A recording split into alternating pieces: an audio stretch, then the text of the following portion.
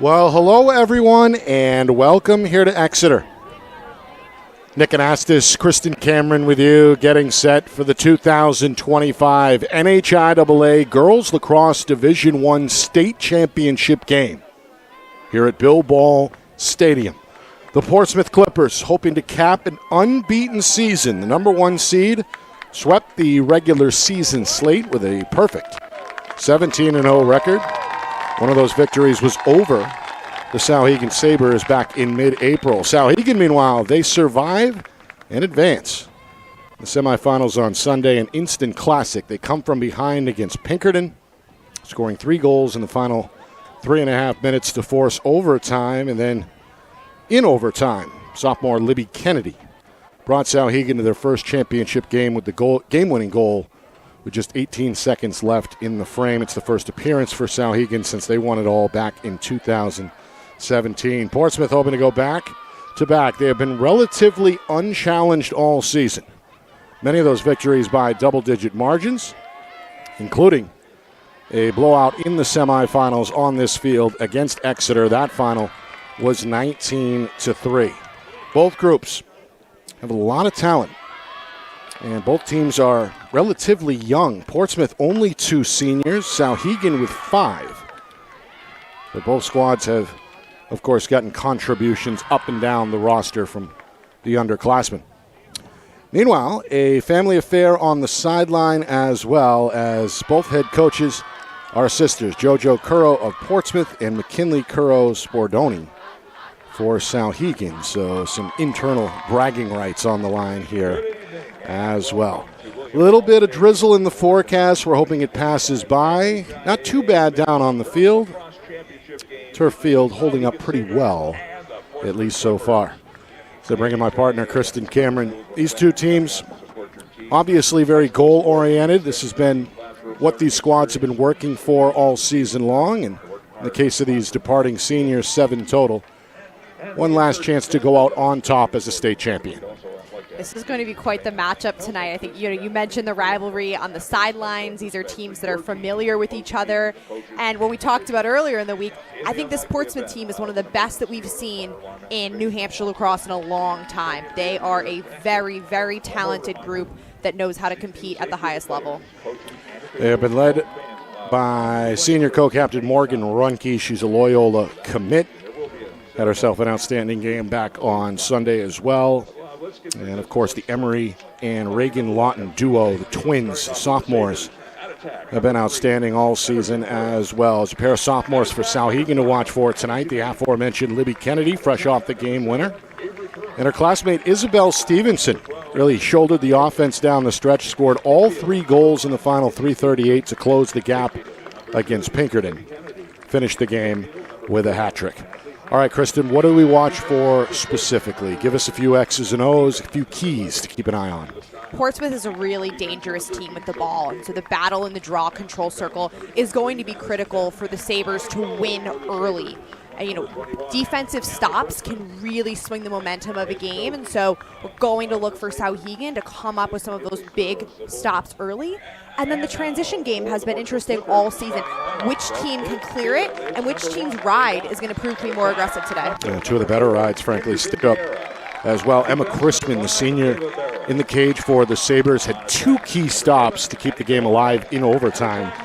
Left the door open, and ultimately Souhegan kicked it in with the game winner in the final seconds. Portsmouth is led by junior Sage Boussier, who has been outstanding, as we mentioned, really all season long. We've got a good crowd gathering despite the drizzle.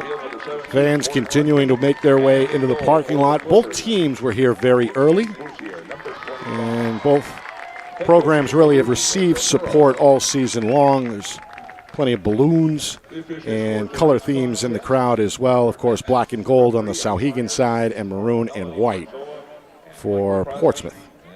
We've also have 4 of the better officials on the field for this game as well. We'll get their names to you in just a moment. Right now, let's throw it down to the field for the national anthem.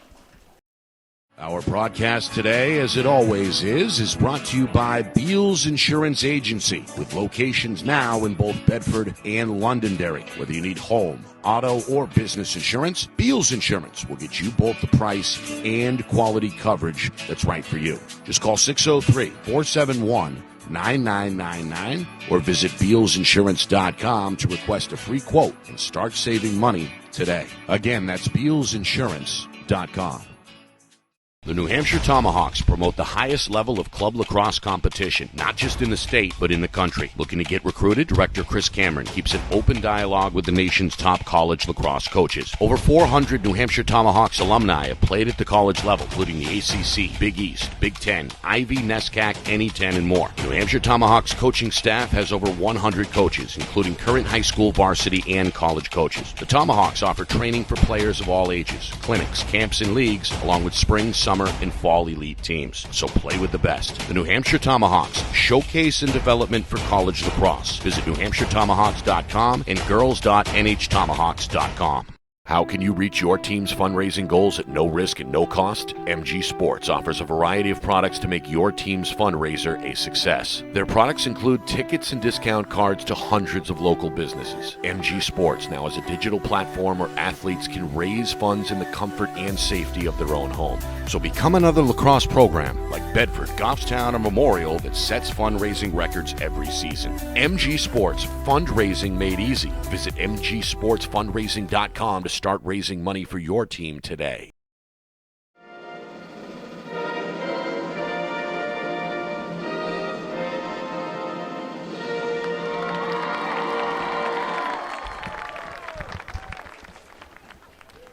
Well, there it is, the national anthem setting the stage here in Exeter. We're live from Bill Ball Stadium. Glad you could join us. Nick Anastas along with Kristen Cameron and the rest of our Friday Night Lights New Hampshire family. We're broadcasting, of course, in conjunction with the NFHS Network. Officials on the field, Margaret Metz, Melanie Marzola, Michael Crosby, and Paula Goff. Of course, this is the first of two championship affairs coming your way tonight, 7 o'clock Eastern Time, the D3 contest will be broadcasted live here from Bill Ball Stadium, featuring top seed St. Thomas and number 2 seed Guilford. Souhegan and Portsmouth. Clippers, widely regarded as the favorite here today, but certainly do not count out this spirited Souhegan team. They've had several comebacks to their credit, as we mentioned, including in the semifinals, rallying from 3 goals down late to force OT and then win it over Pinkerton. All right, players ready to go. Starters are on the field. Portsmouth, the top seed, looking for their 19th straight win this season. In the home whites with the maroon lettering. Souhegan, the number 3 seed after a 12-3 regular season campaign. They are in their road blacks with the white lettering and gold trim. Temperature-wise, not too bad. Again, a little drizzle, but right now about 62 degrees here in Exeter. At the circle, it's Libby Kennedy for Souhegan. She took all the draws in that win over Pinkerton. And Portsmouth has the junior Ginger Vince Aguara, and it's Vince Aguara who had it initially, but stripped and taken away by Kennedy. So Souhegan going to control the opening faceoff and work right to left here on the attack. As we see Stevenson, the sophomore, checked up here, double team. That's going to draw the first whistle here on the wing. As play continues, Stevenson forced to give it up. First touch for Natalie Highmark, one of the 5 Sabre seniors. She's an NCAA commit on her way to American. Souhegan taking their time here on the opening possession. 2 players behind the cage. The ball is out in the corner, but scooped quickly back up by Emerson Curran, one of the few freshmen to see action either way today. And Curran slashed at from behind. That's going to draw the whistle. Haley Stalkamp for Portsmouth, hoping to jar that one loose, but got a piece of the body. So here is Emerson Curran. Going to charge, move to her right, and score. Top shelf, Souhegan is on the board first, 1-0. Portsmouth came out aggressive with their zone that we've seen them play pretty consistently throughout the season.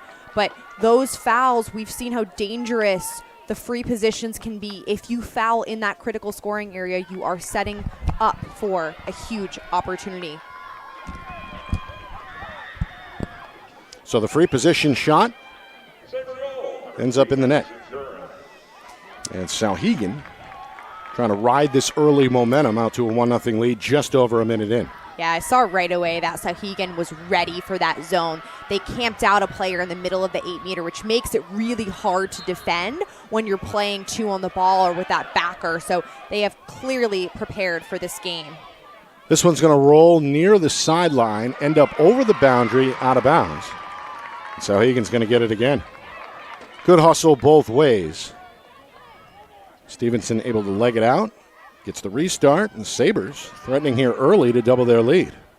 To the hole, bouncer, denied. It's loose in front, and then Boussier able to scoop it up. First save for the junior.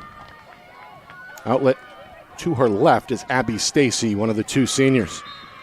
That is great for Boussier to get that save early on. I think for Souhegan, they came out hot. They scored the first goal. Those are opportunities that are really tempting to take and kind of force to the goal. But where every possession matters, that's probably a shot that I'd hold off on. It's a long game ahead. A little action here on the near sideline, a whistle. And now another one here in the middle of the field. Portsmouth going to keep it as Maddie Houghton, the junior, surrounded there by black jerseys. Now Reagan Lawton trying to go to work. Spin move. Ball pops out. Taken away by Kennedy. Loose again. Big collision and heads up. Going to play on here. The ball right underneath Libby. Now the officials do reward Portsmouth with possession. Get a look there. Full steam ahead for both players. Yeah, that was a big hit, big collision, and I think the level of physicality that I expect to see throughout this game, especially, players like Runke who are so athletic and go so hard, you have to match that if you're Souhegan, which we're seeing early. Both semifinal contests were on the aggressive side. Saw several penalties, several players hit the deck. And as you mentioned, Kristen, as expected, max effort here in the championship affair. Nice pass, shot, and score. On the backdoor feed, Georgia Bouvier camped out on the doorstep. The sophomore puts it home to tie it at 1. Beautiful, beautiful finish by Bouvier there. She's really poised after catching what I'd consider maybe a bit of a risky pass with the Souhegan defender. Almost there for the interception, but she's able to tuck under, control her stick, and that is what sets her apart, is she's able to take those couple extra fakes and place the ball being right on top of the crease. So the contested catch ends up the first Portsmouth goal of the game. Nearly 3 minutes, just over 3 minutes gone by first quarter. We're tied at 1. Fans continuing to make their way in. Big crowd on hand. That features members of the boys' Portsmouth team as well. They're on their feet behind the girls' bench. First 2 face-offs went to Souhegan. This one is captured by Emery Lawton of Portsmouth. Good play from the wing. Finds her sister with a high pass, and here come the Clippers. Reagan Lawton, one of the more dangerous goal scorers statewide. Going to slow it down. Some pretty good defense there by Highmark, as the Sabre defensive unit able to get back in transition. Portsmouth looking for their first lead. You can hear the communication up here as Souhegan defense very talkative. Backdoor pass for Houghton. This time is foiled as it's knocked down and scooped up off the turf by Souhegan's Marley Bacon. Good heads-up play by the junior defender, who draws contact after scooping up the ground ball. If the Sabres defense looked familiar there, that's because it's exactly what Portsmouth is playing. Both teams are opting for that backer zone because they're both heavy dodging teams. So if that dodger beats the first defender, they've got a second layer of defense ready. Highmark, a nice job on the clear, and now it's Stevenson who draws contact. Good move on the split dodge. Took a shot upstairs, whistle. And now a free position shot perhaps on the way from the far wing. Stevenson going to go to her left and fire and score. Pretty move. It's not Stevenson, but Avery Curran, the freshman. Well, we saw Emerson Curran, and now we see Avery light the lamp. Souhegan retakes the early lead 2-1. Saber goal, number 7, Avery Curran. That's a really nice move from Curran coming off the free position. She feels the pressure, is able to switch hands with not much time before defenders crash in on you. She's able to make that split-second decision and find the opening down the middle. So Souhegan willing to fight here. Got a 2-1 lead, a good start for Coach Bordoni's club. They've won 2 of the 3 face-offs as well, and this one is evened up by Reagan Lawton. Here she comes, the sophomore. Going to make a move to her left, checked up by Highmark, and a backpedal. Give it up here to Runke on the point.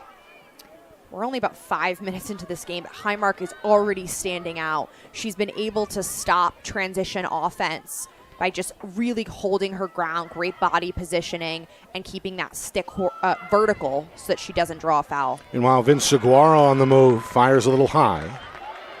That shot from straight away ends up out of play. It's backed up by Houghton, who's got a cutter. Shot safe. Chrisman slamming the door to her right on a lunging save for her first stop. So 1 save each way for each goaltender. We're near the midway point first quarter. Love to see the goalies getting involved early. We mentioned those stops are going to be huge. A goalie save generates offense on the other end, and really impressive transition and clears from both teams so far. Successful on the clear there via Stevenson. And now it's Kennedy. Loses her balance but maintains the ball. Feeds it over near side for Stevenson. Picked up on the switch by Emery Lawton, who pokes it loose. But a late whistle. She made a little bit of contact in the head area. Souhegan's going to keep it. Got the Portsmouth fans upset. Meanwhile, Stevenson goes straight into the teeth of the defense and forces more contact. Little extension of the stick there by the defender, Emery Lawton. And a restart on the way from straight away. Yeah, the ref's going to call that, especially when you see it coming from behind into the back of Stevenson. Meanwhile, Stevenson awaiting the officials' go-ahead. Portsmouth talking it up here defensively. A little too far for a shot. The sophomore instead tries to find a backdoor cutter, but nobody home. Take it away on the bounce. Stallkamp near side is bumped. And now Ava Burrows on the restart. Boussier out of the net. And feather it left side for Houghton, and Houghton's got some room. So the Clippers get the clear they want. Now Portsmouth, with inside of 5 minutes to go first quarter, hoping to tie this game at 2. Nice job by the Clippers changing the field in that transition. That means they brought it to the other sideline, kind of away from traffic, and just a pretty clear lane for Maddie Houghton to clear it. And both goaltenders we expect playing a big role in that clear game. As we saw Boussier there, willingness to leave the net. Meanwhile, Emery Lawton being hounded here by Kennedy. Kennedy extends the stick a little bit too far and draws the ire of the official. Emery Lawton going to dance, going to move right, going to whip that one high. A few inches over the crossbar. It's backed up by Houghton, and Portsmouth ready to go. Reagan Lawton spin move, 2 defenders, make it 3 in the area. And now Runke trying to duck underneath that and got hit upstairs by Stevenson. That's going to draw the game's first penalty. Now that's something the officials took very seriously on Sunday. The contact to the head area. We saw several penalties, really in both contests. This one is going to allow Portsmouth to go on the EMO. And as we know, that special team unit, very dangerous. So a golden opportunity here for the Clippers to even the game. Yeah, Stevenson, she's one of the players that you notice came out really hot in this game. She's aggressive with the checks, with, making contact. And so that's something she has to watch now the rest of the game. One more yellow card, and she could be on the bench, sidelined for the rest of the game. Meanwhile, a turnover. Clean takeaway off the bounce. Eva Stiles on the move and does draw the whistle at midfield after the ball came out.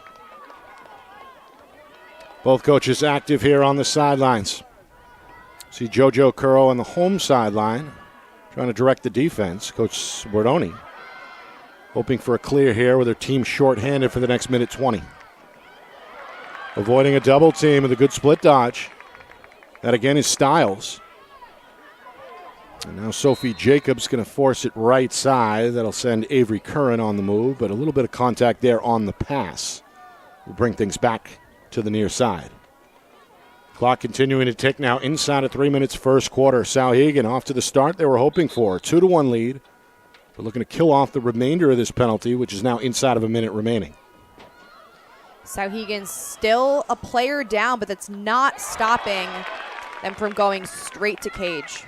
Start there with Jacobs, second save for Boussier.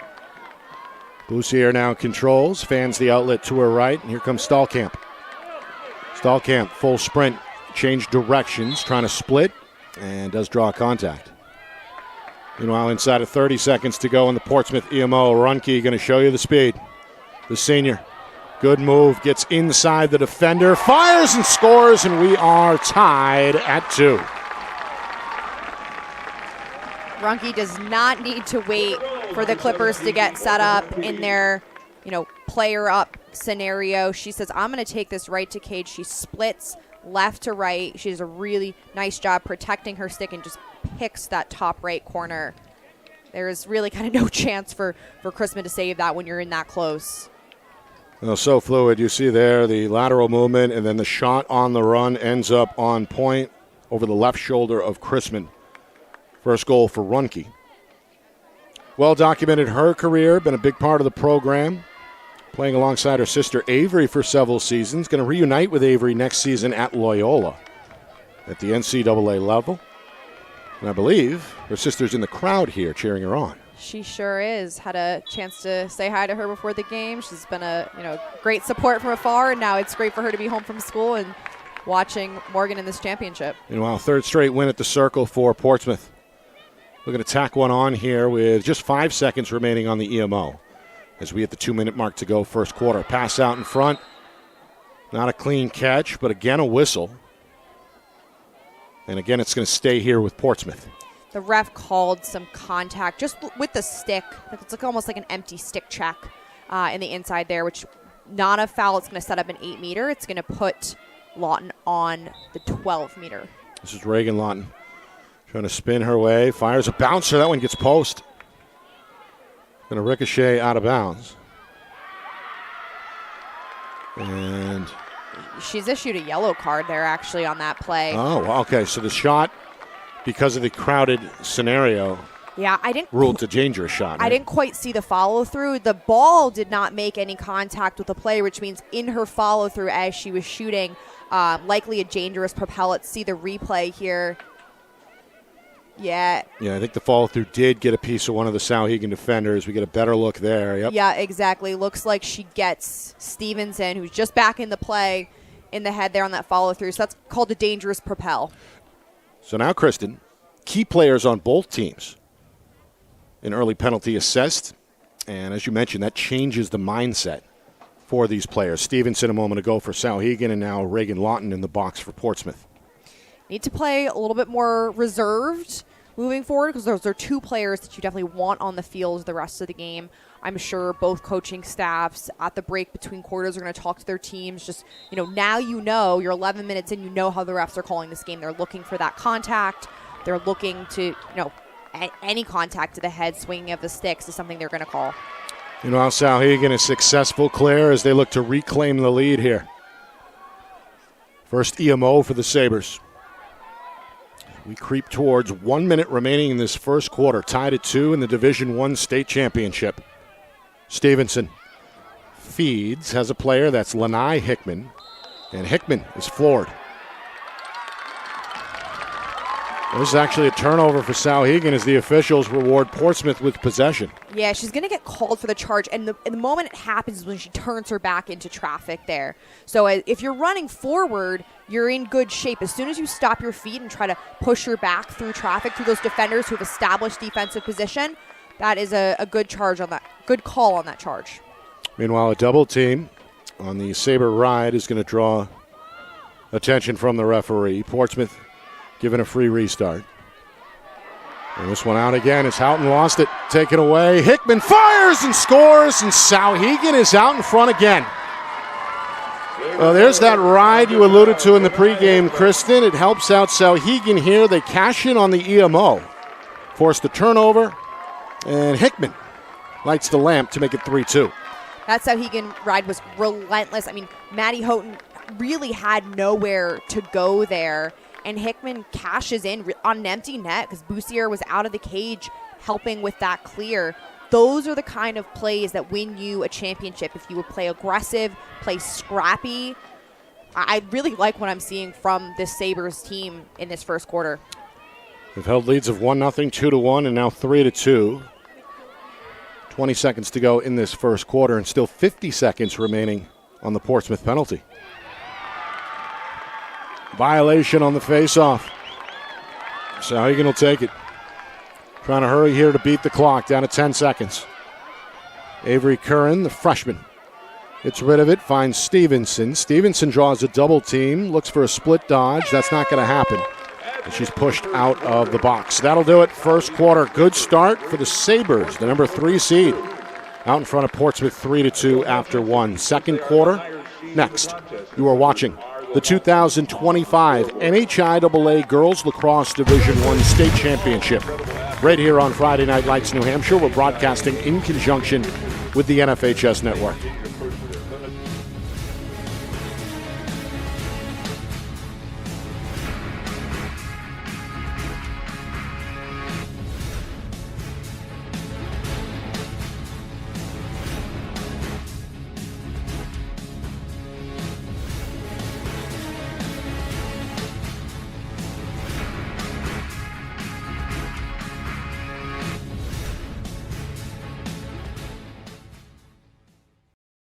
Our broadcast today, as it always is brought to you by Beals Insurance Agency, with locations now in both Bedford and Londonderry. Whether you need home, auto, or business insurance, Beals Insurance will get you both the price and quality coverage that's right for you. Just call 603-471-9999 or visit BealsInsurance.com to request a free quote and start saving money today. Again, that's BealsInsurance.com.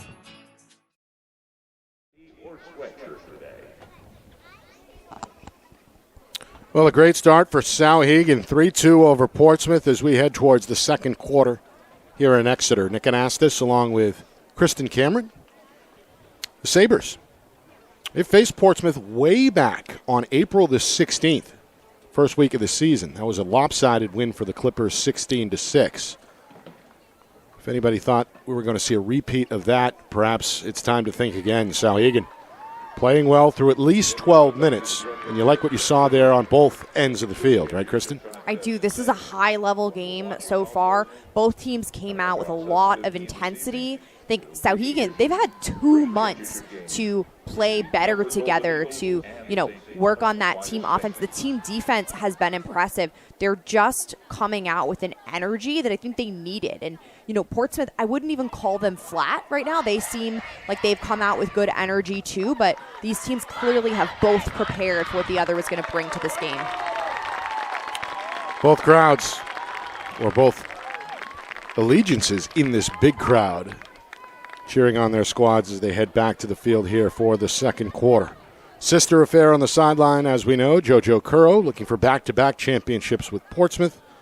Well, McKinley Curros-Bordoni hoping to bring the title back to Amherst for the first time in 8 years. Clippers ran the table during the regular season. Souhegan just 3 losses, 12-3. Postseason wins over Bishop Girton. And back on Sunday, it took overtime to down the number 2 seed Pinkerton.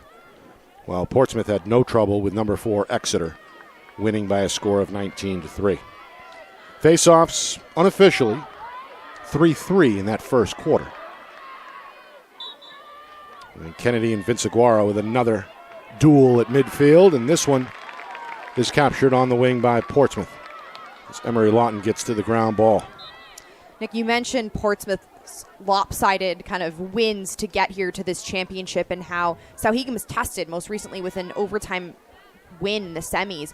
Those games that challenge you make a team better, and they prepare you for this type of game. I think that's what we're seeing right now. Souhegan, they have been having to compete and play their absolute hardest to grind out these wins, and Portsmouth pretty much coasted to this point, and so they are being challenged right now for one of the first times all season. Yeah, really a case where their closest victory, I think, was 9-7 in week 1 over Pinkerton. After that, the vast majority of those wins were by double digits, including a 16-goal victory, as we mentioned, over the Blue Hawks back on Sunday. Portsmouth, meanwhile, taking their time. We're back to even strength. Vince Aguara going to draw contact up top as she collides with Stevenson. The junior headed to the University of Pittsburgh. Moves to her left. Shot swallowed up. It's Chrisman with her second save. Able to extend to her right to take that one out of the air. Now a collision on the catch near side. This is Jacobs. Got a little bit of room trying to run the gauntlet up the middle and does so. Gets to midfield. Meanwhile, Avery Curran, who has one of the 3 Souhegan goals, trying to shake off Stallkamp on that far sideline, but Stallkamp right on her hip. Now picked up on the switch by Houghton. Forced to finally give it up, and one of Souhegan's better two-way players, Natalie Heinrich, finds Kennedy. Kennedy on the move, bowls over the defender, but Boussier is there with the save. Both goaltenders bringing their A game. It's Boussier's 3rd save unofficially, keeps this thing at 3-2. Goalie play. I wanted to see it, and we're getting a goalie show today. I mean, those were 2 big saves back to back for the goaltenders. What gets you more juiced up than a goalie save and transition offense? Yeah, 2 of the better netminders statewide on display here. Meanwhile, Reagan Lawton has a player near the cage, with that shot not clean for Bouvier. Ground ball results far side, the ball up in the air. And now still up for grabs. Big pile on that far wing, and emerging victorious is Stevenson. She's going to try to escape to her right here. Looks in the middle for Hickman. Not a clean catch, and now Runke's going to take it the other way for Portsmouth. Here comes the senior. Numbers for the Clippers. Runke down the middle. Look out. Tripped up there, and it looks like a penalty is on the way here against the Sabres with 3 minutes gone by in this second quarter. Runke had to make a decision there. She could have dished it off to Reagan Lawton for maybe a bit of a risky pass, but instead she kept it and drew that contact. And this is where we see her really excel, because she's able to get such a quick start off the 8-meter. 3-position shot ends up in the top shelf. No penalty, but no problem for Portsmouth as they cash in on Runke's second goal, and we're tied at 3.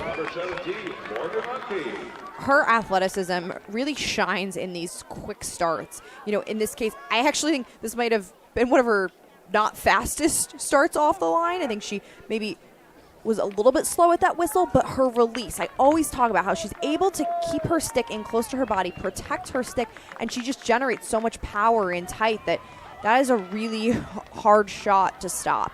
Souhegan scored their first couple goals off free positions. Now Runke finding success there. That has been kind of a surefire way to score in this game. Souhegan scored first via a free position shot, as you mentioned. Emerson Curran, just over a minute gone by, got the Sabres on the board. Georgia Bouvier came back to tie it at 1. Then Amy Curran checked in for Souhegan with a goal nearly 5 minutes in. Runke's first came on a free position shot for Portsmouth. The Clippers with another face-off here. And then, with just 20 seconds remaining, Souhegan closed out the quarter on a high note with an EMO goal from Hickman. A moment ago, it's a free position score for Runke, and that is where we are, tied at 3 with 3.5 now gone by in this second quarter. Clippers looking for their first lead of the night. Reagan Lawton, 2 defenders in the area. Emery Lawton, make this Vince Aguara, is given room up top, wants a one-on-one against Stevenson. Trying to shake off the sophomore. Runke takes over. Looking for a give and go. It does get through, but the shot ends up high. right idea there. A good pass from Addie Delisle. But Ruhnke misses the crossbar by a few inches. The Souhegan 1v1 defense has been phenomenal.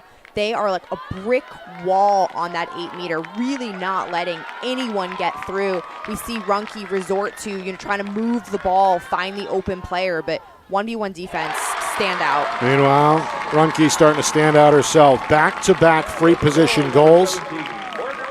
Hat trick for the senior comes just over 4 minutes into the second quarter, as does the first Portsmouth lead of the game. It's 4-3 Clippers. This is where, Ruhnke's really dangerous there. When we talk about getting into foul trouble, fouling inside that critical scoring area, which is that 8-meter arc, you are going to give the other team a free position shot, which with these players and their athleticism, they can run this ball right in, and it's really hard to stop for these goaltenders. So looking to clean up the fouls in that area is going to be critical for both teams. Meanwhile, Vince Aguara starting to heat up in the circle for Portsmouth, has won 5 of the last 6 after Souhegan captured the first 2.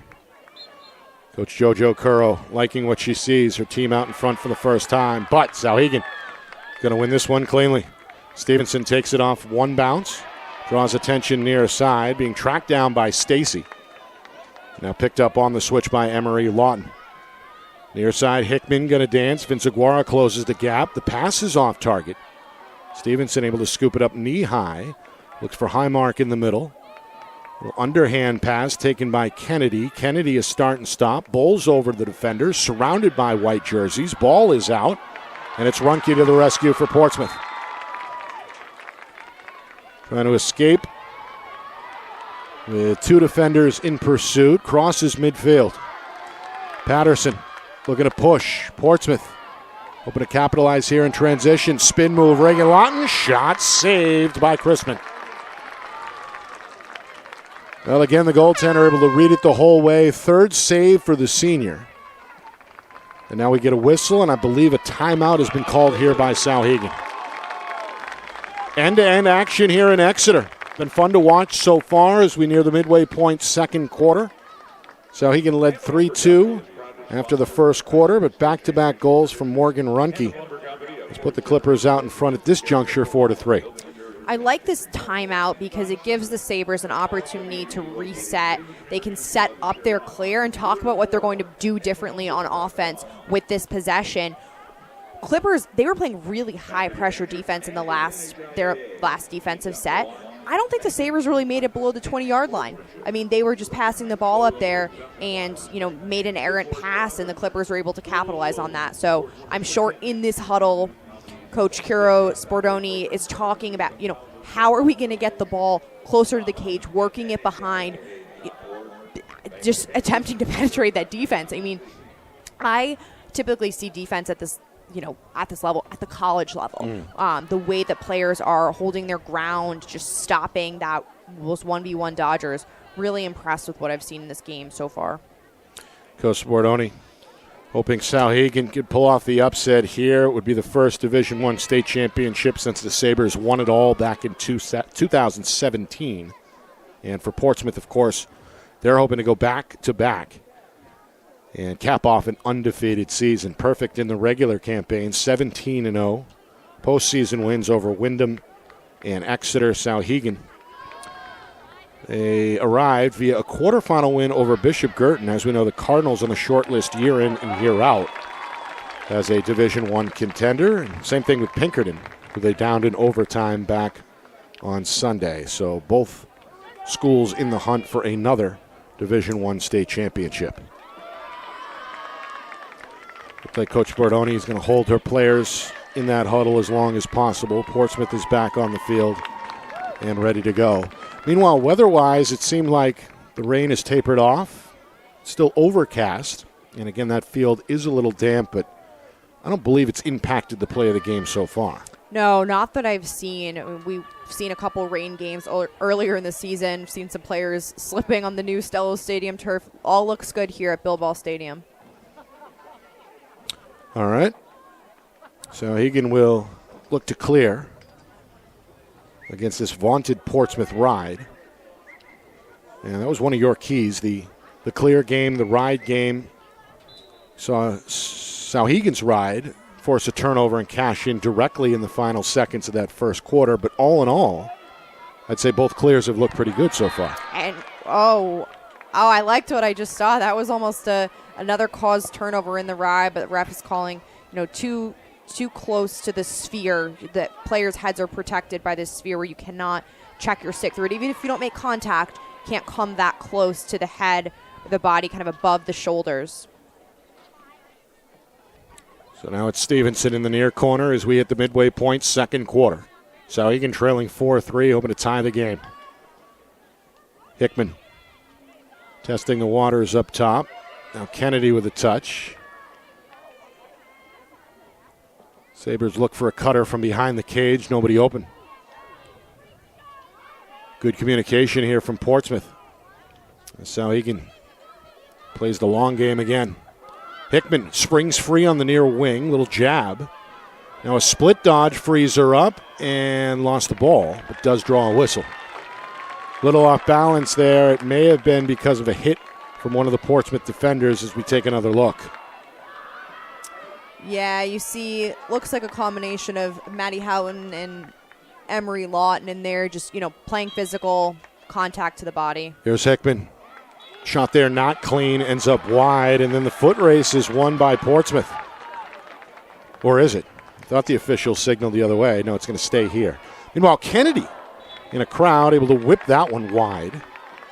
This one definitely backed up by Souhegan. The Sabres look again for a quick restart directly behind the net. One mistake that I see players make on that end line is they actually, they're chasing the ball so hard. If you step out of bounds before the ball actually exits the field, you're not considered closest to the ball. So you got to stay on the field as close to that end line as possible. Meanwhile, the fourth save for Boussier. Vaunted Souhegan ride continuing to cause problems. Vince Aguero finally escorts it safely across midfield for Portsmouth. Hooks up with Emery Lawton. Lawton wants a one-on-one against Highmark. Trying to draw her to the left, nowhere to go. Portsmouth hits the reset button as we move toward the 4-minute mark to go until halftime. Fast-moving first half and relatively low scoring. Both defenses, both goaltenders have come to play here. And as a result, it's 4-3. Meanwhile, Reagan Lawton is going to make it 5-3.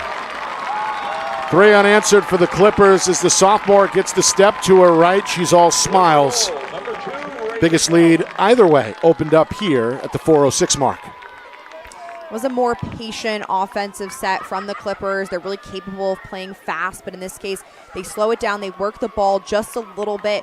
And Lawton finds the opening there. She splits the defenders and leads through. She's reaching with her stick, and even though that there is contact on her body, her stick is wide open, and so she shoots with a release that is pretty far off her body and is able to find the back of the cage. So now the momentum clearly with the Clippers. They trailed 3-2. They began the penalty still shorthanded. Sorry, they began the quarter, the second quarter, with still some time remaining on the previous penalty that had carried over. Since then, a couple of free position goals for Runke, who has a hat trick in this first half. And there we see the first goal from sophomore Reagan Lawton. Meanwhile, I'm going to redo this one between Kennedy and Vince Aguara.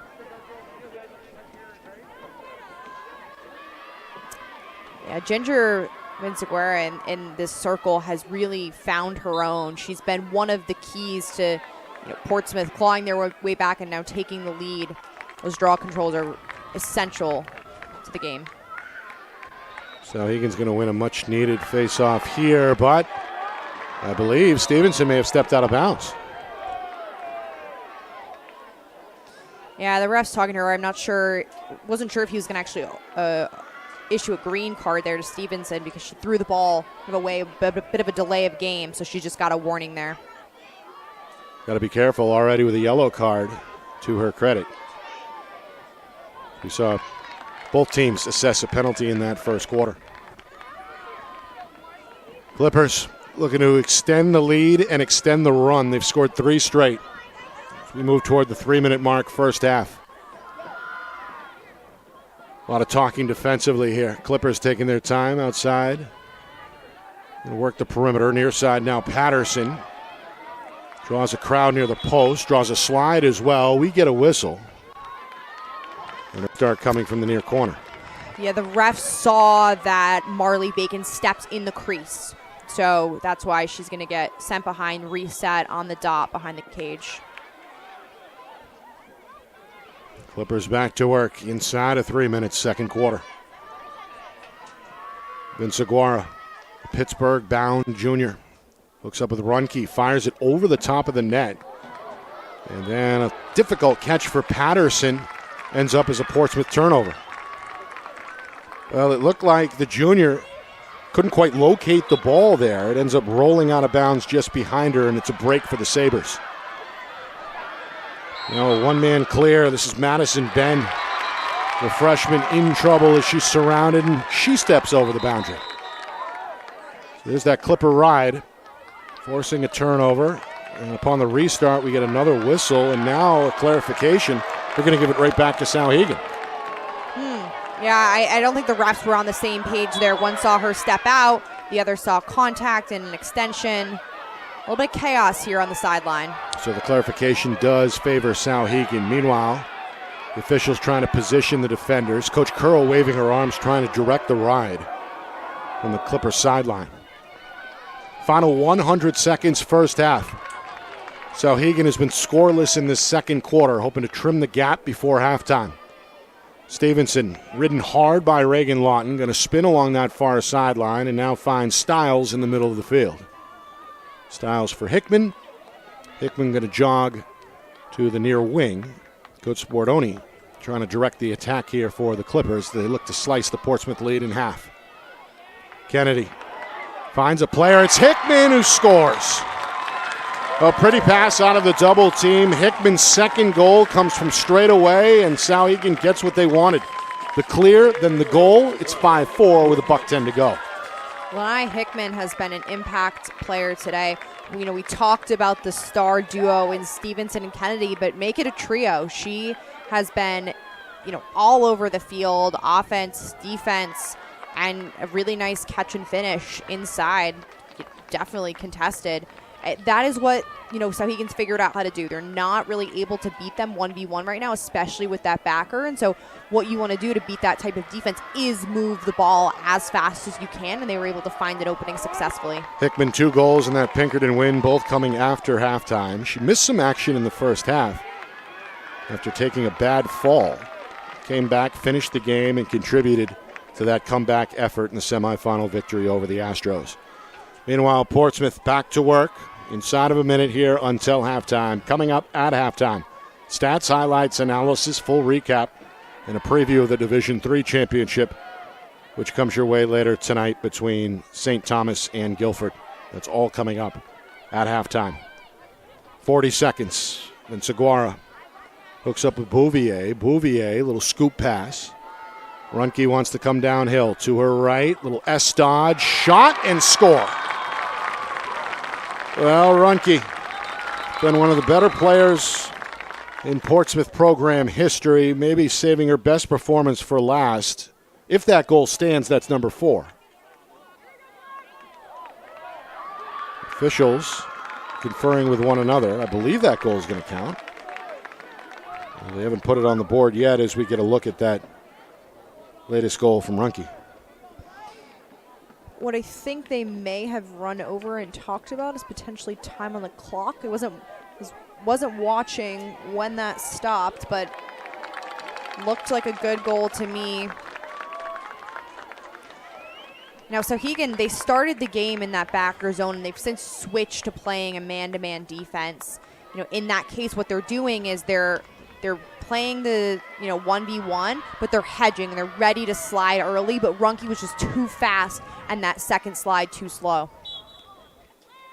28 seconds remaining. Another face-off victory for Portsmouth. Emery Lawton near side. Coach Curro telling her to go to the cage, I think. We're down to 14, make it 13, make it 12 seconds. Tick, tick, tick. Vince Aguara up top, near side, Reagan Lawton. Little shuffle move to her right, trying to find some room to get the shot off. Does, but it's wide. Ball ends up out of play, and the final seconds are going to tick off the clock and bring us to halftime. A competitive game here in Exeter. Souhegan jumped out to an early lead. They led 3-2 after one. Big second quarter for the defending champion Portsmouth Clippers as they capture the lead and take it with them into the locker room. 6-4 after 24 minutes here at Bill Ball Stadium. That was a fun first half of lacrosse. I mean, both teams came out high energy.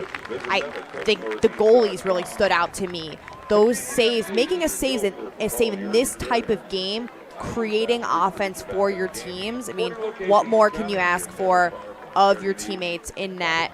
Again, I think draw controls are really what have shifted the momentum of this game towards Portsmouth. Emery Lawton, a vacuum cleaner on the draw circle. She's come up with many of the last draws and creating more opportunities for her team. Coming up, we'll take a look back at that first half. Stats, highlights, analysis, a preview of St. Thomas and Guilford and the D3 championship on the way as well. 6-4 Portsmouth at the break. You are watching the 2025 NHIAA Girls Lacrosse Division I State Championship game. Right here on Friday Night Lights, New Hampshire. We're broadcasting in conjunction with the NFHS Network.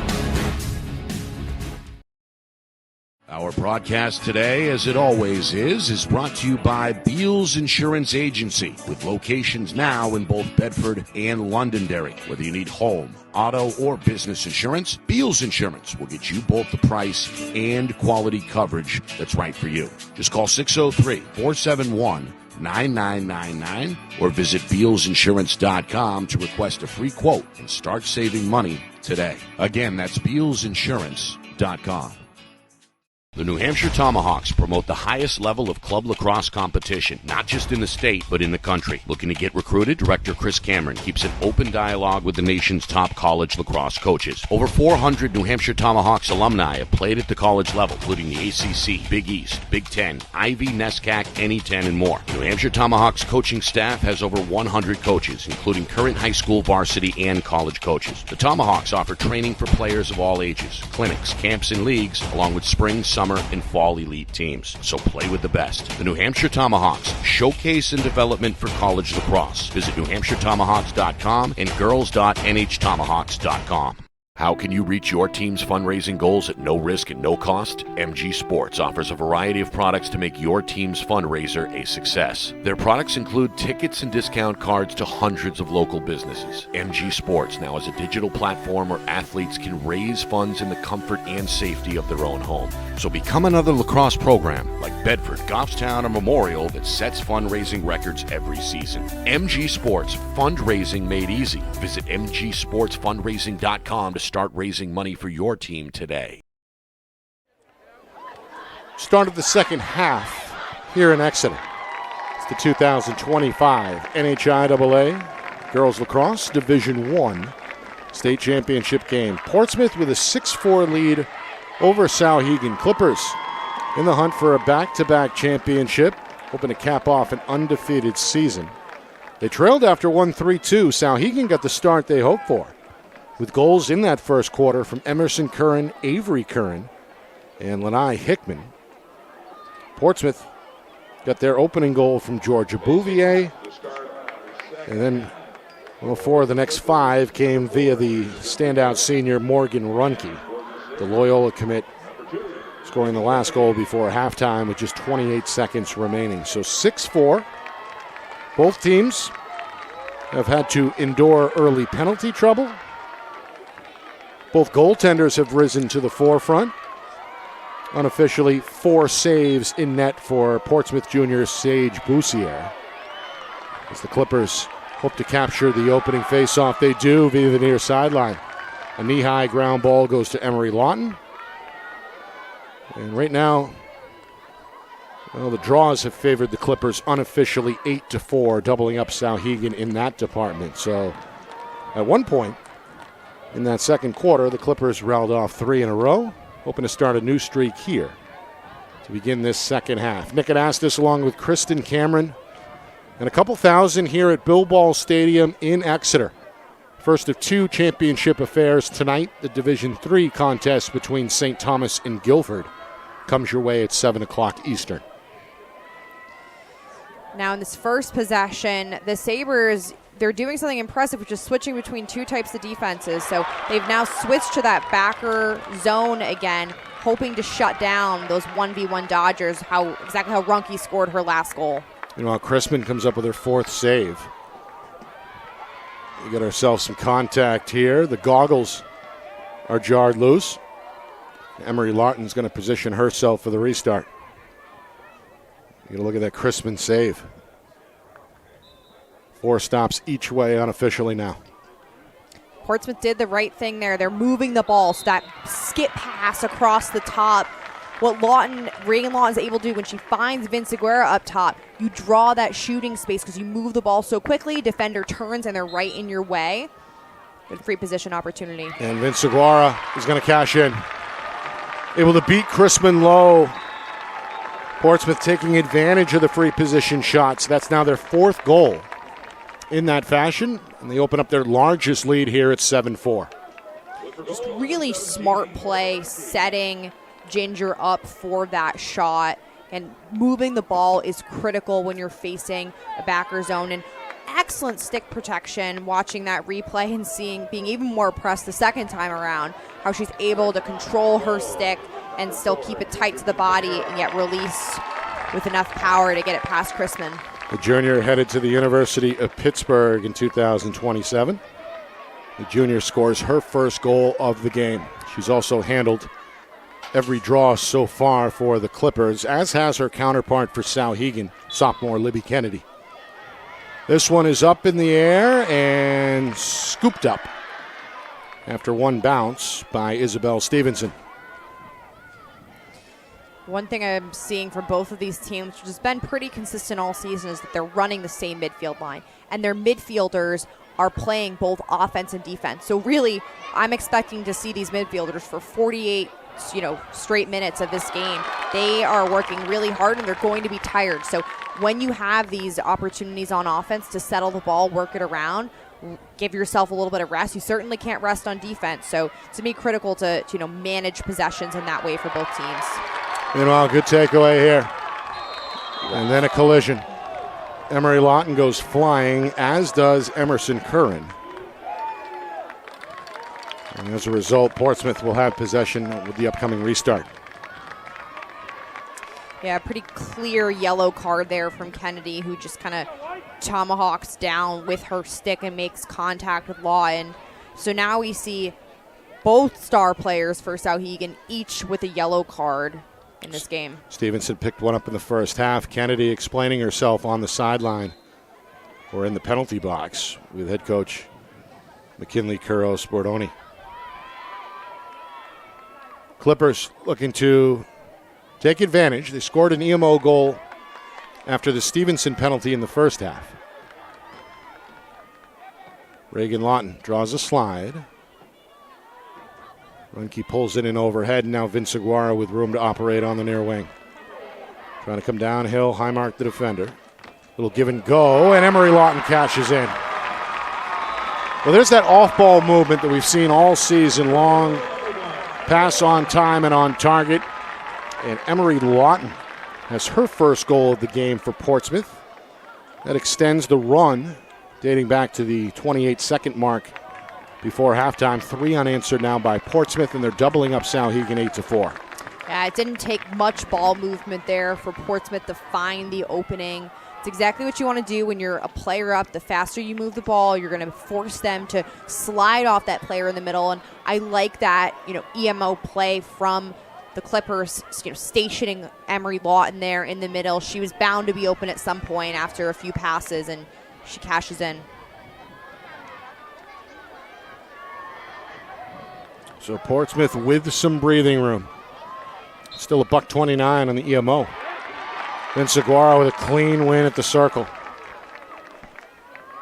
The 9th successful draw for Portsmouth in the game. Vinciguara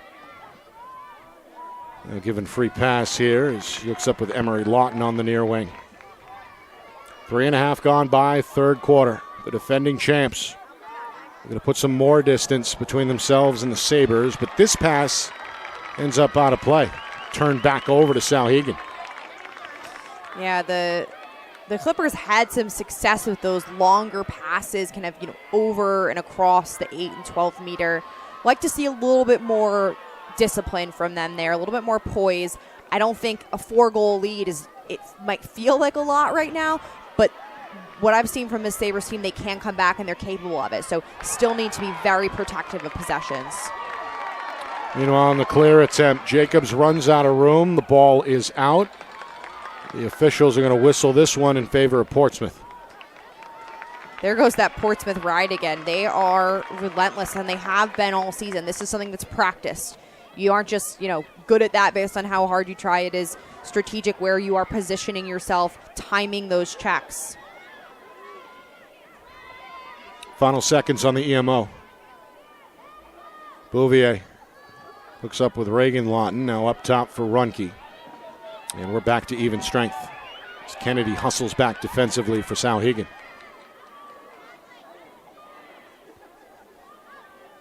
Reagan Lawton testing the waters, little jab step, back out for Runke, swung to her right. Vinciguara takes over. Trying to come downhill as a backdoor cutter.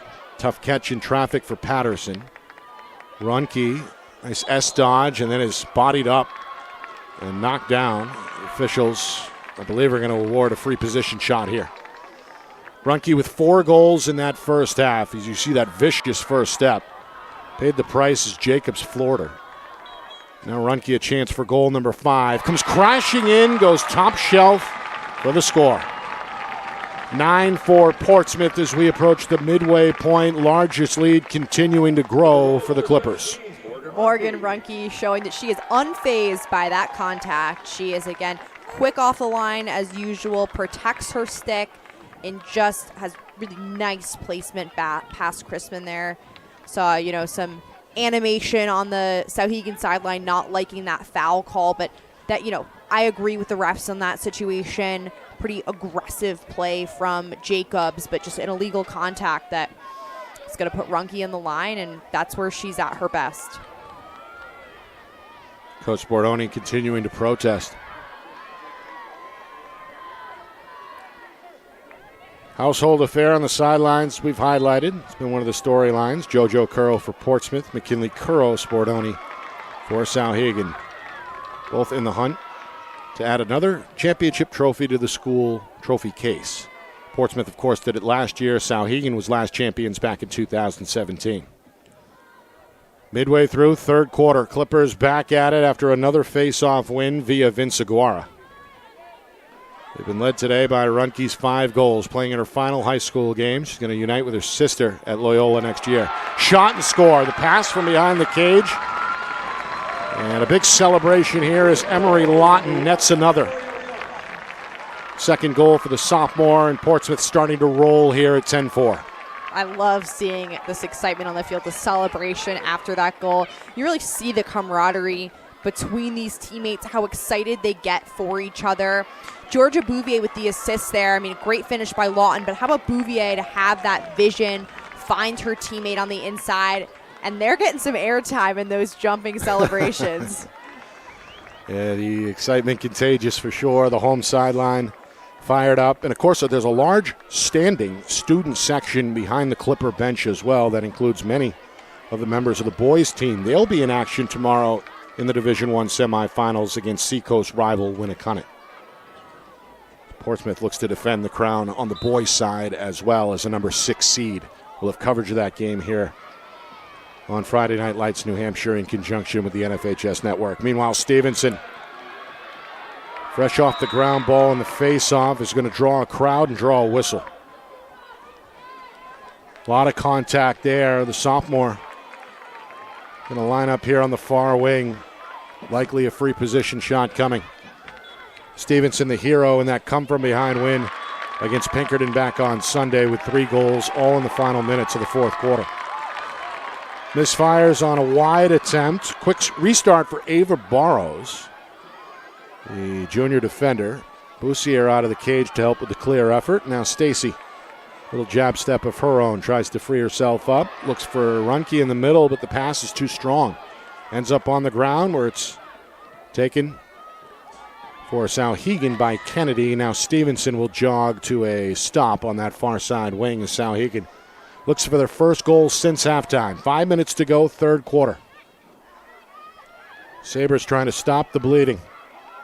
Portsmouth has scored 5 unanswered. Meanwhile, Curran is double teamed, and we have ourselves a charge.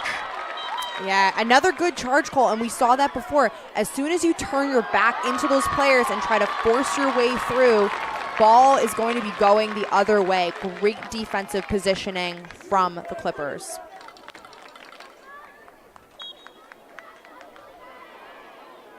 Now it's Houghton on the restart for Portsmouth. Stacy, double teamed, gets the pass off. Vince Aguara escorts it the rest of the way. Clippers looking to push. Vince Aguara right down the middle. Met by Jacobs. And now Portsmouth looks to restart with a 10-4 lead on the board as we head towards the 4-minute mark, third quarter. Clippers undefeated during the regular season campaign, 17-0. That included a 16-6 victory over Souhegan back on April the 16th. The opening week of the season. The vast majority of those victories were by double digits.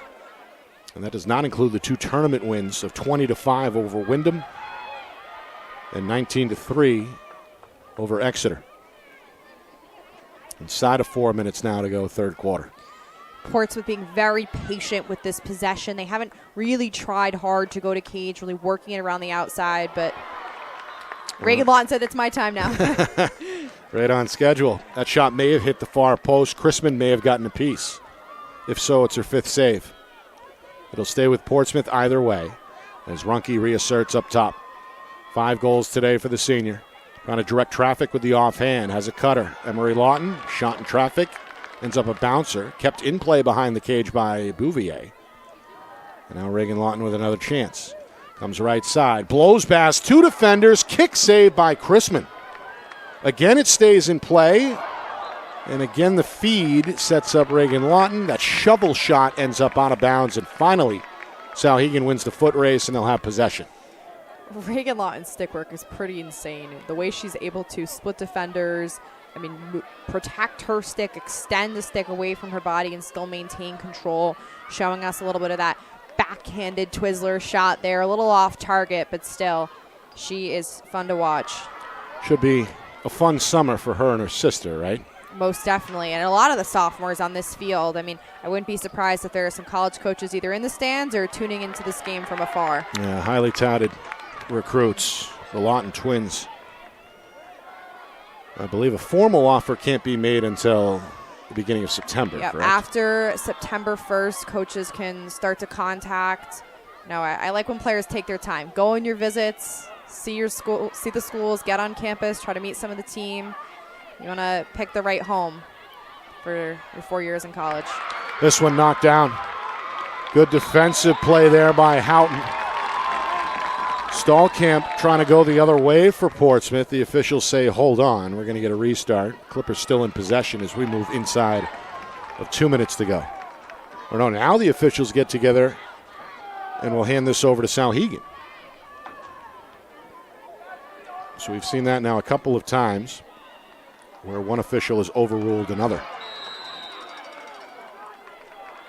Highmark knocked down, surrounded by white jerseys. And was she inside the 8-meter there? Pretty close. Yeah, it looks like she was. They're going to set her up here for a free position. Center hash. Can't ask for a better spot. She's going to come right down the alley and score top shelf. Natalie Highmark, committed to American University, playing in her final game, gives the Sabres a much-needed boost. That also ends the Portsmouth run of 5 unanswered goals, and it trims the Clipper lead to 10-5. Nick, what do you estimate that scoring drought was for the Sabres? Quick math would be... Putting you on the spot here. It felt like a long time to me. Yeah, nearly 11 minutes. Yeah, that you needed a goal at this point. If you want to claw your way back in this game, you've got to have some momentum heading into the fourth quarter. In fact, nearly 12 minutes, 11:51 was the scoring drought, dating back to the minute 10 mark to go in the second quarter. Yeah, so a good goal. Again, Highmark has been a player really stand out on defense, and now getting her team, closer to being back in this game. So the free position shot goal for Souhegan cuts the lead to 5. And the Sabres come back and win their 7th draw. Hoping to double up here late in the third quarter. Final minute. Portsmouth with still a comfortable lead and now forcing another turnover. Emery Lawton done that often tonight. And look at this. Leaving 2 players in her wake on the one-man clear effort. Still surrounded by black jerseys. Not going to deter her. She's finally forced to give it up. Clippers now operating with 2 players behind the cage. Final 35 seconds, third quarter.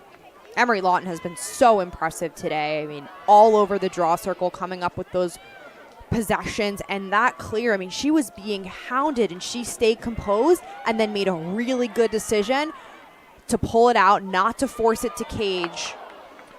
Meanwhile, a centering feed for Runke. Runke stays with it and puts it home.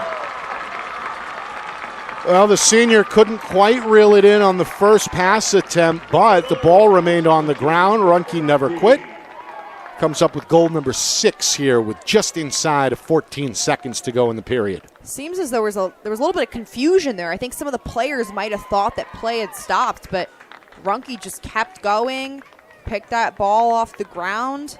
I think that was more skilled than a garbage goal. Got to give her credit for that finish. Way to keep playing through.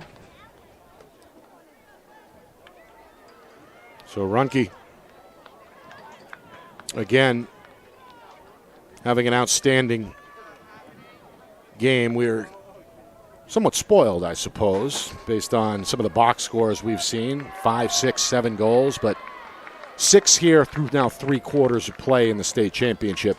Quite impressive, even by her standards. Sure is. If I'm Loyola, I'm very excited to get her on campus in the fall. She is the type of game that's going to transition really well to the collegiate level. So while this may be her last high school game, she's still got a lot of competition ahead of her. Final seconds, third quarter. Stevenson up top for Souhegan. A desperation heave, ends up wide, and that will do it as we head to the fourth. Portsmouth with some breathing room, 12 minutes away from perhaps a back-to-back championship affair. Souhegan looks for one more comeback when we come back.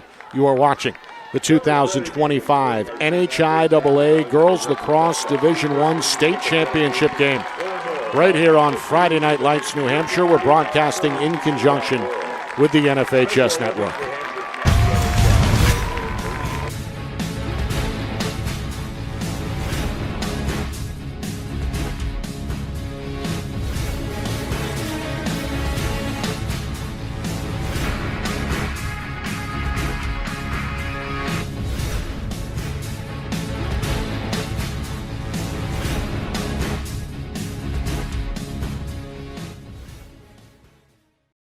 Our broadcast today, as it always is brought to you by Beals Insurance Agency, with locations now in both Bedford and Londonderry. Whether you need home, auto, or business insurance, Beals Insurance will get you both the price and quality coverage that's right for you. Just call 603-471-9999 or visit BealsInsurance.com to request a free quote and start saving money today. Again, that's BealsInsurance.com.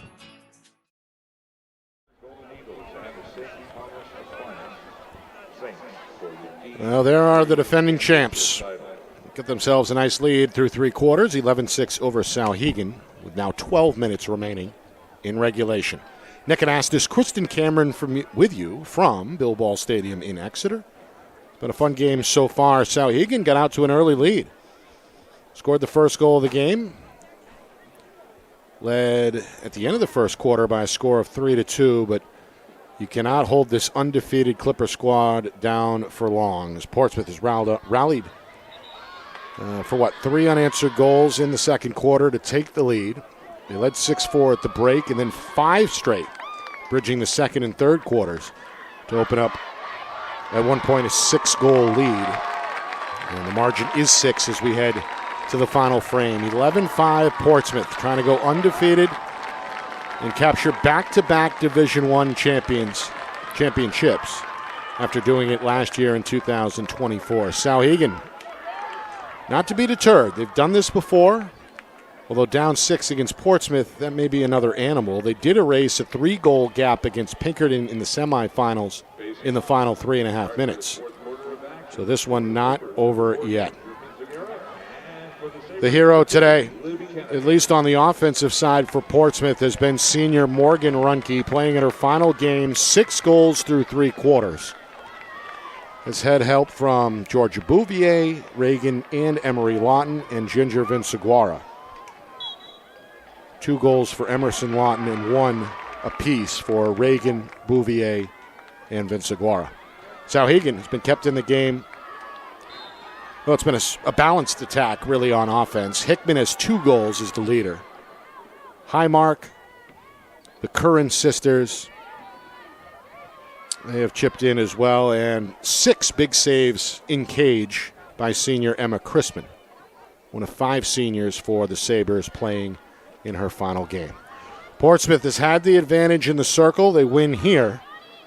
They look to establish now a 7-goal lead for the first time. It may not happen here as the ball is out.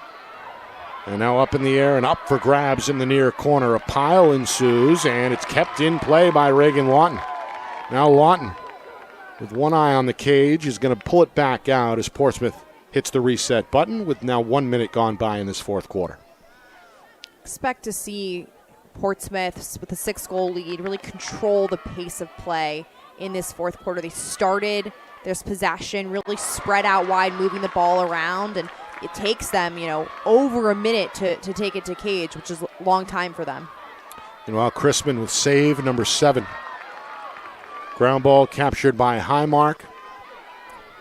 Now trying to swim upstream against this very difficult Portsmouth ride is Ava Stiles, who does draw the whistle.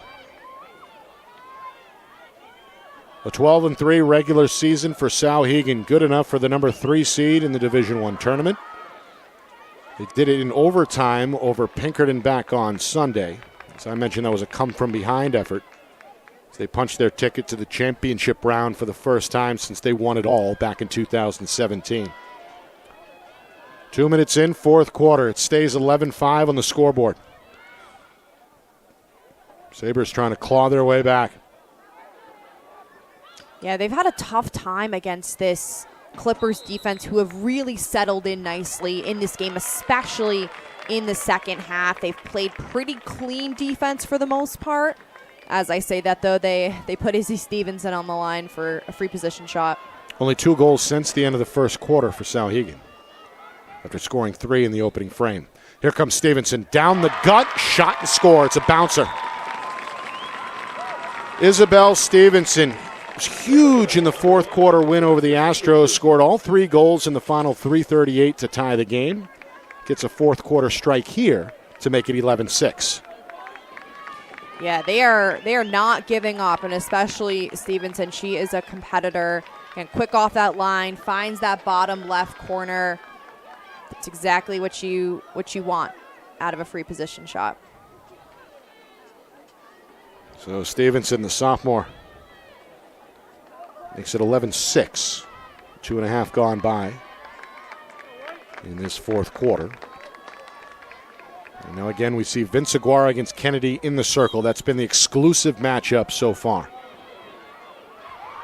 Stevenson had it, and then it slips out of her stick. Ball now airborne, and here comes Runke the other way. Runke on the move. It's going to slow things down as the Clippers, I would imagine at this point, trying to play a little more conservative and eat some of that clock here. There's now 9 minutes to go in regulation. I definitely think so, yeah. We see they're spread out pretty wide right now, moving the ball. They're only going to want to go to cage if they feel really good about an opening and confident that they can score. Because a 5-goal lead, that can go away pretty quickly. And then what's the risk tolerance defensively? if you're Souhegan here trying to close a 5-goal gap. Yeah, I don't think you're in a point yet where you do anything crazy and you don't want to overexpose yourselves, but definitely expect them to start pressing out high pressure D because they do want to try and cause those turnovers where they can. Reagan Lawton's got some room here and draws a whistle.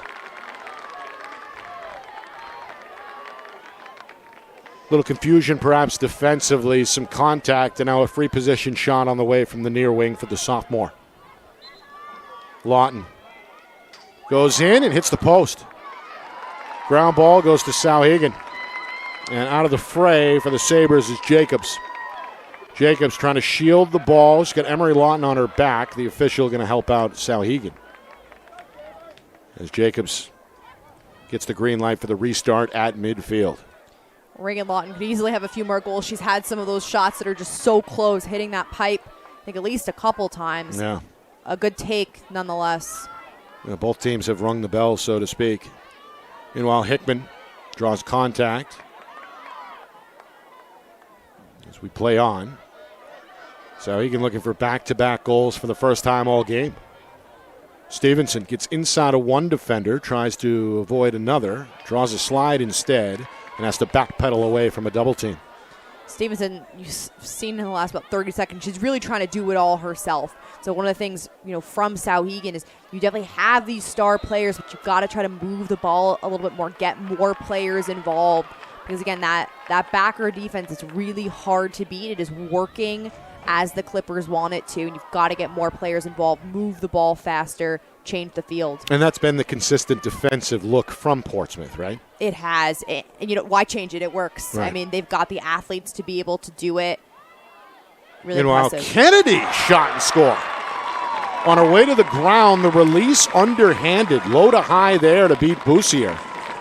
Souhegan starting to come back here on the trail at least. It's 11-7 as we approach the midway point, fourth quarter. Kennedy was a player they needed to heat up. They needed more from her in this game. She, that was a really nice finish, and especially as you mentioned, as she's falling to the ground, what a riser shot there. And I'm feeling a lot of energy from the Sabres. Those last couple of draw controls were key to them kind of starting this run in the middle of the fourth quarter. Back-to-back goals, about 2 minutes and 50 seconds apart from Stevenson and Kennedy. Kennedy, of course, netted the game winner in overtime over Pinkerton back on Sunday in the semifinals. Kennedy right back in the circle for Souhegan against Vince Aguara, and it's Stevenson, had the inside track on the ground ball, but in the end it's Vince Aguara. Comes back from the circle to claim it for Portsmouth. Now Stacy hooks up with Emery Lawton, who has Runke. And Runke successfully clears for Portsmouth. And now again, all eyes, or at least one eye, on the clock here as we hit the midway point, fourth quarter. Clippers look to grind this pace down to a halt. Yeah, I noticed, I think, in this fourth quarter in particular, both teams starting to slow down a little bit. You see the game wearing them on a bit. I mean, they are, like I mentioned, those midfielders have been up and back, playing both ends of the field consistently throughout the season. And, in these shorter high school seasons, they pack the games in. And so this has been a lot on their bodies, but this is the time to lay it all out on the line. Mm-hmm. Again, a combined 7 seniors playing in their final game today. Win or lose, 2 for Portsmouth, 5 for Souhegan. 5.5 to go. Clippers continuing to play keep away, nursing an 11-7 lead. No shot clock at the high school level, so there is, no reason to force the ball. You're not playing against any clock other than the game clock. That pass was batted down. That allows the freshman Madison Ben to get to it, and Souhegan forces a turnover. And then a timeout is called. First one either way in this second half. Souhegan wants to ensure the possession, set up the ride, and get a game plan together on attack. With 5:11 to go, still a big hill to climb, trailing 11-7. Yeah, a big hill to climb, but the Clippers, in slowing the pace down offensively, they have, been digging themselves just a little bit of a hole. I mean, fortunately, they had enough lead and padded lead to be able to afford those couple goal comeback, but you've got to play a little bit harder on offense and be smarter with the ball. And to your point, they have not scored yet in this fourth quarter, which is now nearly 7 minutes old. Is that something that Coach JoJo Curro addresses in the Clipper huddle? I think so. Portsmouth, they're a team that's really good at playing fast and going hard to cage, and I think this change up from them, we're seeing the effects of it. This is not the way that they're used to playing, slowing the ball down, working it around, kind of being really patient. It can be a good thing sometimes, but they might have started that slow play just a bit too early in the fourth quarter.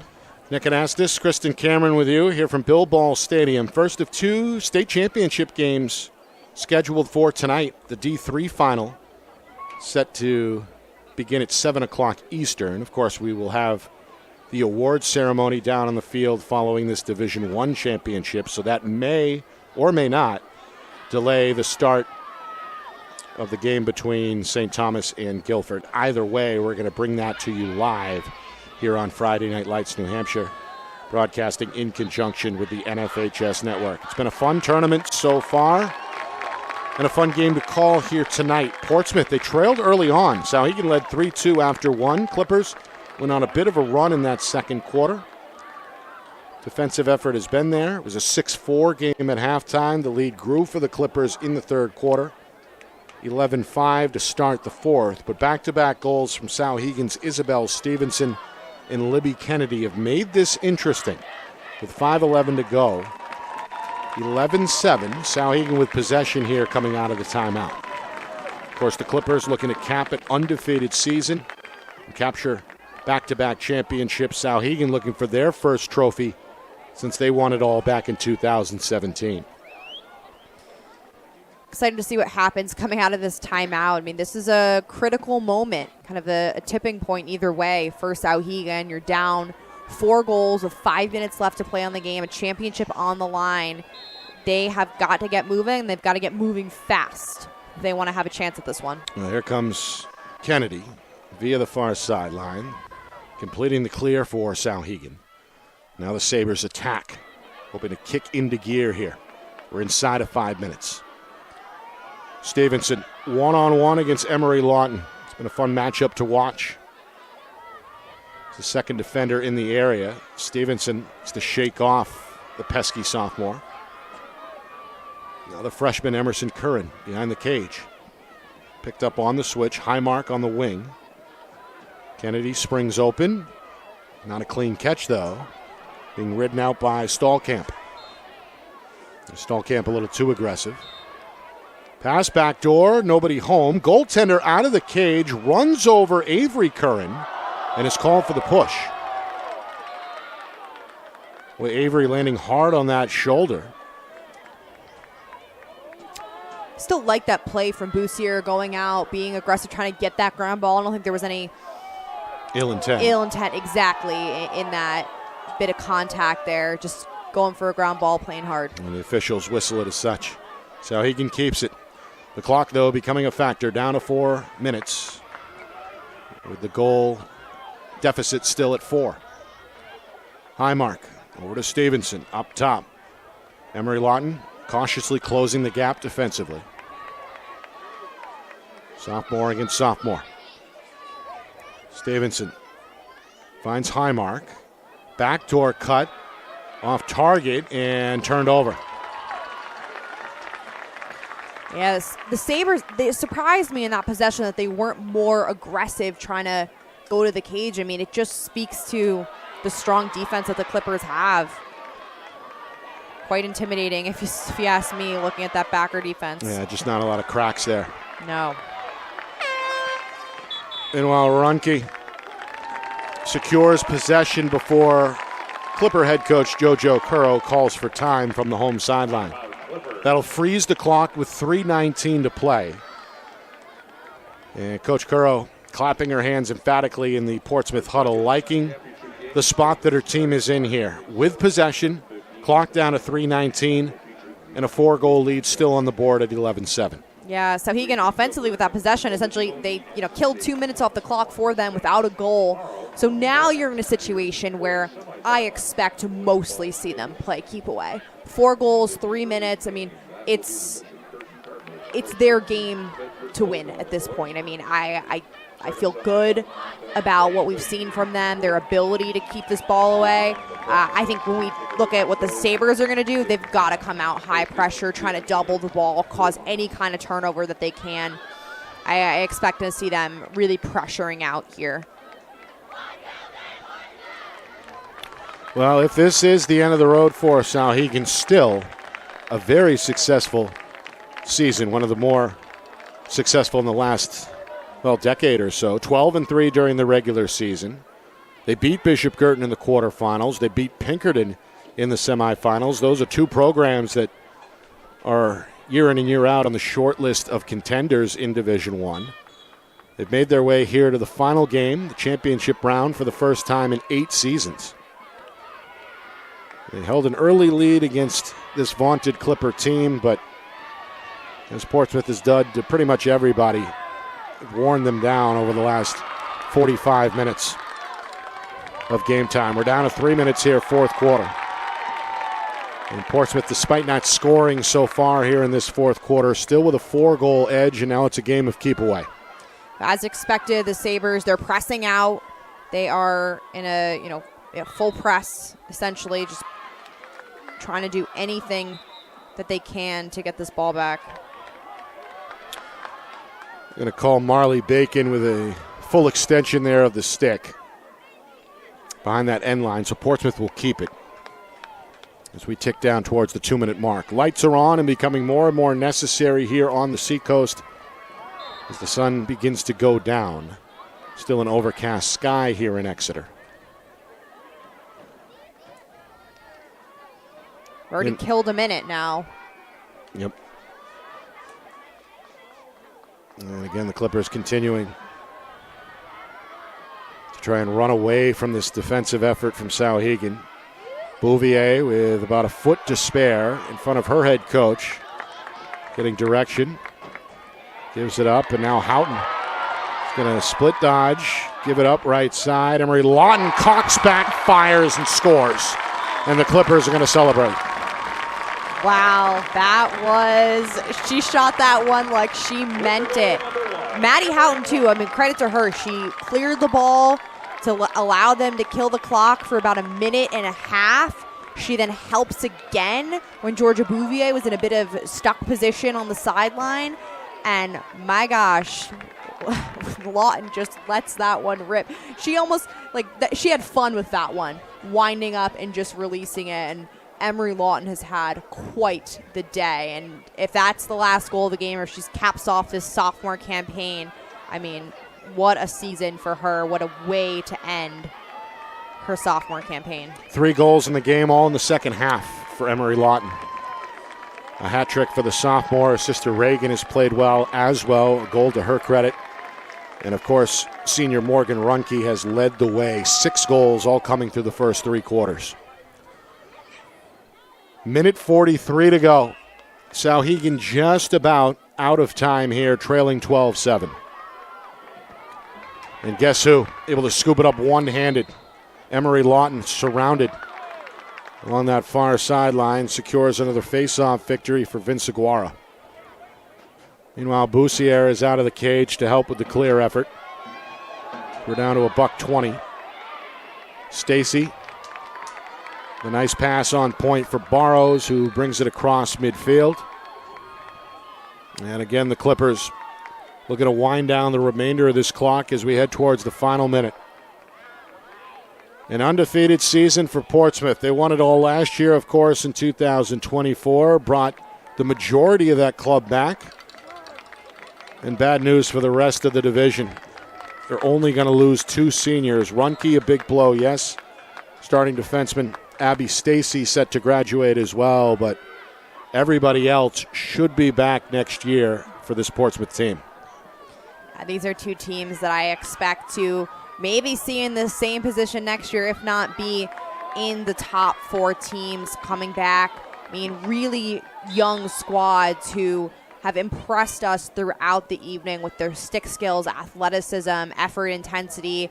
I mean, a really fun game to watch and to call.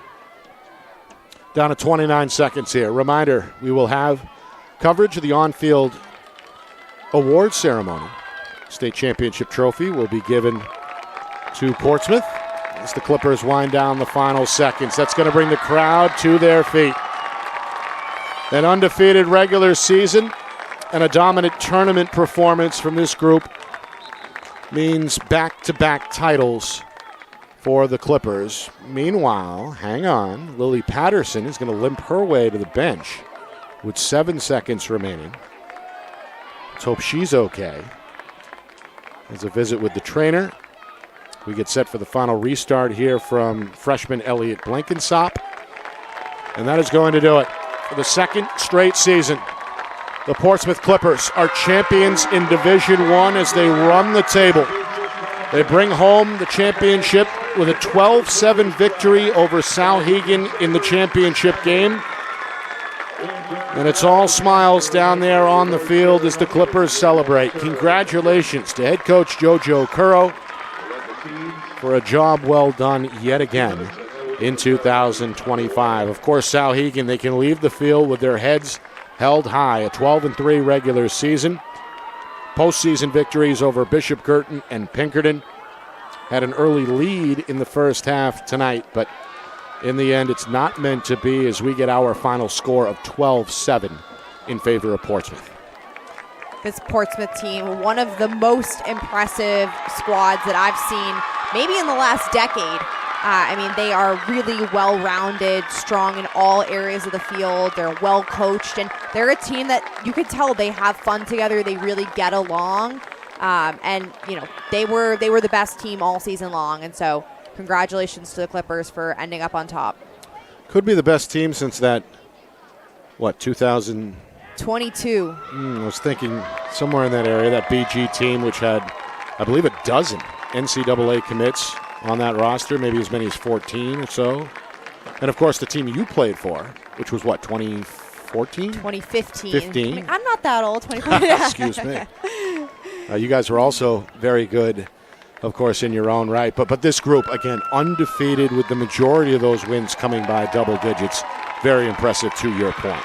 Yeah, and again, talking about the Sabres, even both these teams, they're so young.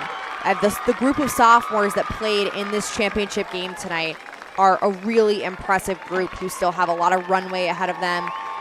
Big summer ahead for especially the Lawton twins on that club circuit this summer. I'm really excited to see what happens come 9-1 for this group. Yeah, same thing on the other side with Souhegan, particularly those two sophomores we've been talking about throughout the broadcast, Isabel Stevenson and Libby Kennedy. I'm sure their phones will be ringing nonstop this summer as well, right? Oh, yeah, and if anything, they've got some good highlights from this sophomore campaign to show off, and both teams should be really proud of what they put together. All right, so we can get off the camera off of us and onto the field where it belongs. We'll bring you the medal ceremony as the handshakes begin. Good sportsmanship, of course. Souhegan set to receive their runner-up medals, and of course the state championship plaque will be awarded to the Clippers as well. Dave Rozumek of the NHIAA. He is down there with the hardware. And, of course, a victory lap in the cards as well for this Portsmouth club. 17-0 during the regular season. The closest they or any team came, I believe, was that first week of the season when Pinkerton fell by a score of 9-7. Other than that, every game, with the exception of this one tonight, was a double-digit win. They weren't tested much, and that was something that I worried about for this team. When you aren't challenged and you get to a game like this, where Souhegan just had multiple close games and coming off of an overtime win, they had just been tested and they were ready for a challenging game. But, I think we saw a little bit of a lull from the Clippers earlier in the game, but they just had the talent to carry them through. And, of course, the season, or the future, rather, is bright for Souhegan. They do graduate 5 seniors. Natalie Highmark on her way to American University to continue her lacrosse career at the NCAA level. Abby Gianetti, talented attack, is going to stay somewhat local. play down at Endicott in Massachusetts. Haley Christensen will graduate along with Ava Schwolgler, and Emma Chrisman, who had a brilliant performance tonight despite allowing the 12 goals. Did come up, I believe, with 7 saves unofficially. Had 2 huge stops in OT to keep the season alive back on Sunday in the overtime win over Pinkerton. And this one could have gotten ugly earlier had Chrisman not brought her A game, so she surely will be missed in the pipes next season for Souhegan. She will. Credit to her. Souhegan didn't have lead for very long, but they started really strong. I think set the tone for a competitive matchup early on, led by Chrisman and Cage. A lot of emotions, I'm sure, on both sidelines. Kristen, you've been on, I guess, both sides, right? Or I have. Yeah, I won a state championship and lost a state championship. One. So take us into the mindset, I guess, first with Souhegan. Yeah, I think for the seniors it's quite emotional. Yeah. To be leaving on this note. But, what a way to go out, even though they didn't end up on top, to bring your program back to the state championship, after 8 years away from this final game. That is a huge accomplishment, and to the players here continuing their careers, they've got more ahead, more to look forward to. But what a season for them, and I think just to compete with this Portsmouth team as good as they were is an accomplishment in itself. And how about for Portsmouth? Obviously, sheer joy. You won a championship both in high school and at the University of Northwestern at the NCAA level. So what is going on down there on the sidelines with Portsmouth? Obviously, Coach Curro just as invested as her players here in the result. 2 straight championships at the D1 level. Yeah, this is what you set your eyes on at the beginning of the season. This is the goal. Every team comes in wanting to win the state championship, and to just have done it, looking back, it is a really, really special thing to especially have done with this group of, your teammates. You never play with the same team for more than one season. They're graduating a talent in Runke, and so, and Abby Stacy, the team is losing some key leadership, and so they'll celebrate it and they'll enjoy this one. But if I'm this talented group of sophomores who are going to carry this team kind of into greatness, I think for the next couple years, I think they might have their eyes on a 4-peat. Let's not get too far ahead of ourselves here, as of course they probably will be the on-paper early season favorite next season, bringing back the majority of this group. But let's not discount the rest of the division. Certainly BG will reload, Bedford will reload, Exeter had a great campaign after a 14-4 regular season, and of course this Souhegan group falling short in the championship round. Should be competitive again next season in Division 1, but the 2025 chapter has been closed. Portsmouth runs the table with an undefeated campaign. They're led in the state championship by the 6 goals from senior Morgan Runke in her final high school game. Sage Boussiere unofficially with 4 saves tonight in goal, and Emery Lawton with a hat trick of her own, all 3 goals coming in that second half. Your final thoughts here before we say goodbye, Kristen. Really high-level lacrosse game. This is great for New Hampshire lacrosse in general. New Hampshire is on the map. There are some really talented players here, some great coaches, great youth and feeder programs, and it all culminated in this game today. Yeah. All right, a few folks to thank here. Our friends over at the NHIAA, Jeff Collins, Dave Rozamek, the whole staff. Appreciate the effort. And, of course, our collaboration with the NFHS network. That includes Don Boyle, our good friend at this point. Our crew here at Friday Night Lights New Hampshire. Down on the field, Matt Beals in the trench. And up top, Kat Doyle. Another bang-up job. Of course, the whole thing orchestrated flawlessly by the man behind the curtain, the wizard of replay, our director, Ben Beals, back in the Beals Insurance Studios. The unseen hand, the big man in the big chair, is executive producer Steve Beals, and my partner. Nice work again. Glad to have you back in the saddle. That's Kristen Cameron. My name is Nick Anastas, saying so long. Reminder, in about 22 minutes from now, 7:10 Eastern Time, our coverage of the Division III championship game between St. Thomas and Guilford will begin. Final score, final time, Portsmouth 12, Souhegan 7. This has been a presentation of the 2025 NHIAA Girls Lacrosse Division I State Championship game here on Friday Night Lights, New Hampshire, broadcasted in conjunction with the NFHS Network.